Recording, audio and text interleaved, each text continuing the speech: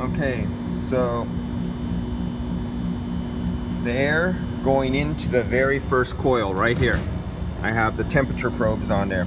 It's going in at 82.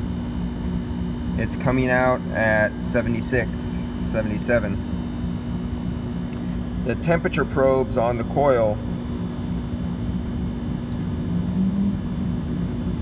we got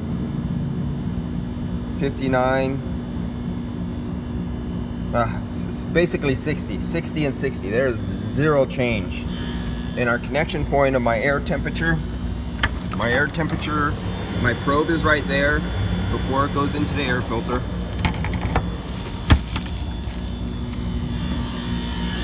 Then I have the probe after the evaporator. Then I have the temperature right after the expansion valve right here. That's 60 degrees right there, definitely an issue. And then coming out, we got 60 degrees right there. No change. So, and we got freeze up right after the distributor too.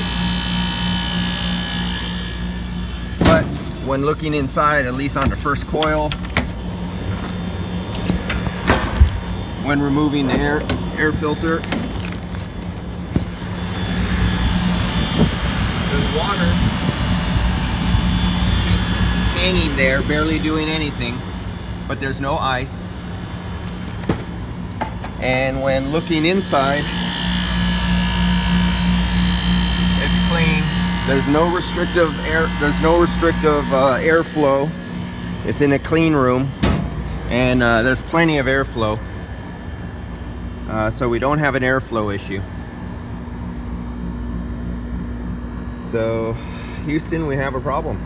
And the other one is on the other side. It's working just fine.